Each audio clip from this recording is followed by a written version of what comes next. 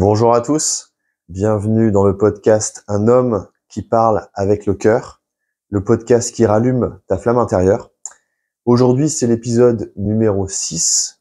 On va parler d'argent, on va parler des peurs liées à l'argent et pourquoi j'ai décidé d'aller à zéro intentionnellement, sachant que j'avais des millions d'euros, j'ai décidé d'aller à zéro pour aller au-delà de certaines peurs.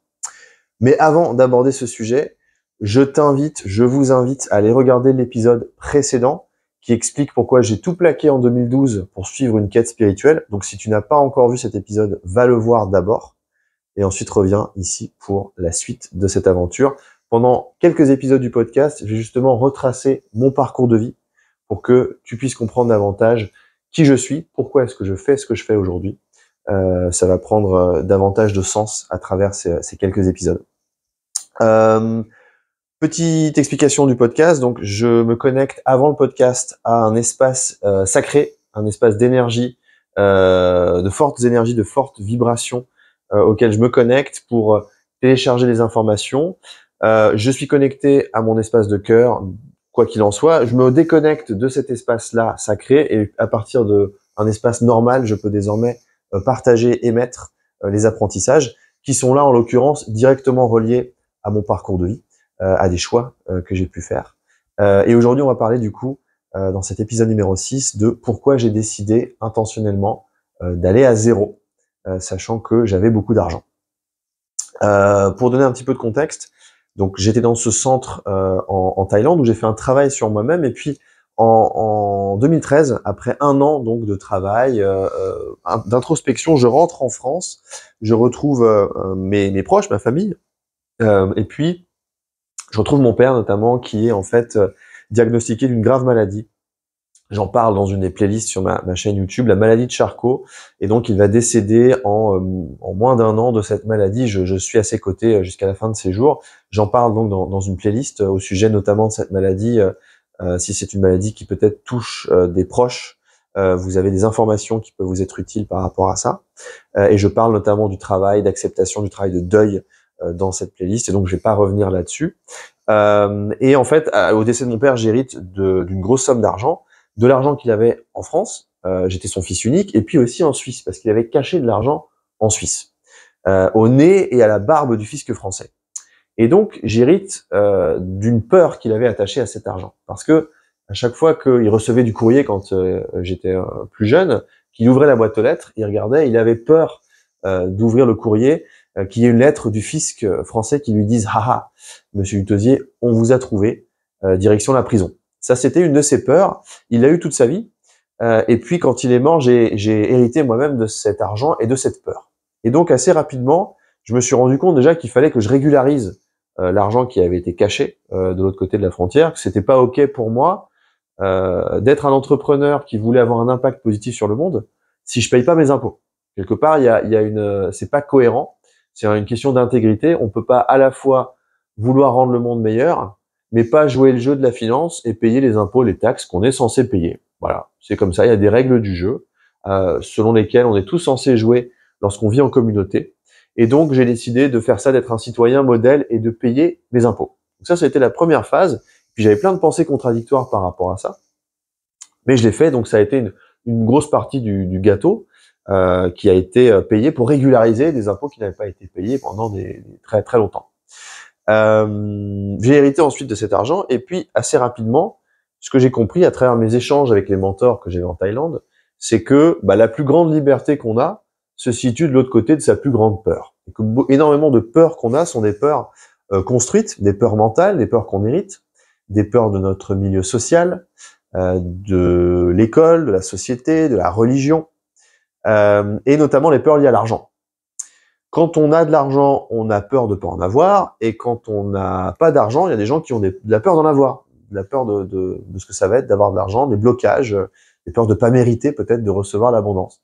Moi, je suis né dans un milieu aisé, et donc j'avais la peur de pas avoir d'argent. J'ai toujours eu de l'argent. Mon père pouvait toujours payer dès qu'il y avait un problème, un truc à réparer à la maison. Il payait quelqu'un qui s'en occupait, et donc j'avais été surprotégé, et j'avais pas besoin d'utiliser mes méninges et mes mains pour réparer quoi que ce soit. Donc j'étais complètement nul en bricolage, je savais rien faire, et je me réfugiais derrière cette montagne d'argent, ces millions d'euros, pour pouvoir du coup subvenir aux problématiques de la vie pratique. Et donc très rapidement, je me suis rendu compte que ça me limitait en fait. C'est-à-dire que je pouvais rester un pion dans le système toute ma vie, sans savoir rien faire, ou je pouvais décider de monter en compétence, tout en travaillant encore une fois sur la présence, sur la méditation, pour pouvoir vraiment contribuer et intégrer tout ça dans ma vie quotidienne. Donc très rapidement, j'ai commencé à transférer des sommes vers ces mentors qui en échange ont créé un espace autour de moi. On a fait grandir le centre et c'est moi qui ai investi pour développer ce centre, pour qu'on puisse faire un programme pour que je sois davantage présent. Et ça m'a énormément aidé à travailler là-dessus. Et puis évidemment, il y a des peurs qui sont remontées, puisque petit à petit, le compteur a descendu au fil des années. Hein. Il a fallu des années pour en arriver là, pour descendre. Et à chaque fois qu'il y avait un cap à passer, il y a des peurs qui remontaient. Et puis, j'ai pas juste fait du travail manuel. Je suis allé me former dans des séminaires de business. Donc j'ai étudié notamment Tony Robbins, le grand coach américain, que j'ai vu dans des séminaires à Singapour, que je suis allé voir à Londres. Donc j'ai payé des milliers d'euros pour aller voir les séminaires de Tony Robbins, pour participer au séminaire immersif, hein, si vous connaissez un peu, ça dure sur 5 jours, Business Mastery à Londres. On est de 9h du matin à 22h le soir dans ces séminaires, dans ces groupes de travail hyper actifs. Et j'ai pu voir ce côté-là du coaching, qui est quand même vachement axé dans le mental, mais ça m'a beaucoup aidé aussi à voir ce qui existe sur le marché. J'ai suivi d'autres séminaires de développement personnel, d'entrepreneuriat, avec notamment Robert Kiyosaki et son équipe de Rich Dad Poor Dad, Père riche, Père pauvre, qui apprend à penser différemment au sujet de l'argent. Parce que moi, j'avais un mindset de salarié. Mindset de salarié, c'est quelqu'un qui réfléchit en termes de dépenses, en termes de budget, et en termes d'essayer de dépenser le moins possible et garder le plus possible du gâteau pour profiter des loisirs et profiter de la vie. Lorsqu'on est de l'autre côté du tableau, du graphique que décrit Robert Kiyosaki, on fait partie des entrepreneurs, un esprit entrepreneurial, les investisseurs et les entrepreneurs donc qui on va dire investissent, qui créent des business. Et là, on va réfléchir en termes d'investissement. Investissement sur soi-même aussi, parce que dans la vie, finalement, on est son principal investissement. Et lorsqu'on est entrepreneur, le business va se développer à la hauteur de ce que nous, on est en tant qu'être humain. Et donc, il y aura une limite, des paliers qu'on ne pourra pas franchir si nous-mêmes, on n'a pas grandi jusqu'à notre plein potentiel. Donc, j'ai suivi tous ces séminaires pendant des années, je me suis formé, j'ai lu des bouquins, etc. Et puis, de fil en aiguille, je me retrouve donc dans ce programme que j'ai décrit dans une vidéo précédente à Burger King, à Berlin. Et puis, je me retrouve ensuite à Lyon l'année suivante, en 2019. Je me retrouve à Lyon dans le programme de management de Burger King.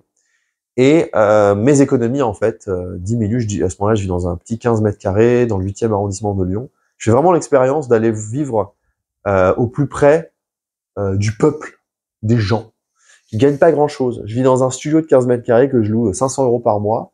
Dans le 8e arrondissement, c'est un quartier à Lyon où il y a des hôpitaux, des cimetières, il y a une population très multiculturelle, pas hyper bien intégrée. Il y a une voiture qui avait été cramée dans ma rue un jour, je vais au boulot et puis je vois, ah tiens, il y a une voiture qui a cramé, enfin bon, voilà. Ce genre d'ambiance-là. Belle leçon d'humilité. Et puis, je suis un programme donc chez Burger King pour être manager. Et dans ce cadre-là, en février, le 14 février, le jour de la Saint-Valentin, j'ai eu un rencard avec moi-même, parce que ce jour-là, je me retrouve à moins 550 € sur mon compte. C'est la première fois, et j'en avais informé personne d'autre qui me connaissait. J'étais en mission solo.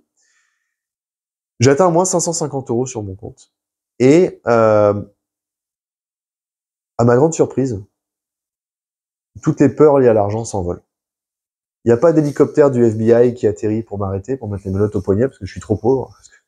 C'est une croyance que j'avais quand j'avais de l'argent, c'est que voilà, c'est juste pas accepté, pas acceptable. Mais non, et j'ai mon petit salaire qui va rentrer à la fin du mois, donc je suis pas en panique, je suis bien, et même au contraire, il y a une paix qui tombe sur moi, et pour la première fois, je ressens une paix de pouvoir déjà commencer à créer par moi-même, à partir de zéro, parce que la créativité commence à zéro. Tout part de zéro, la nature crée à partir de zéro, on passe de 0 à 1. Et lorsqu'on hérite de quelque chose qu'on n'a pas créé soi-même, cette valeur qu'on n'a pas créée soi-même, il n'y a pas la même satisfaction que lorsqu'on part de zéro et qu'on crée soi-même son propre royaume. Et donc c'est là, à Lyon, que je trouve mon cœur de lion, que je trouve ce courage-là, qui me manquait avant, et cette joie et cette spontanéité, et ce trésor intérieur en fait, cette infinie richesse qui vaut infiniment plus que la suite de zéro sur un compte en banque planqué en Suisse, que j'avais hérité de mon père. Et c'est ça que je partage notamment avec mes clients dans mes accompagnements.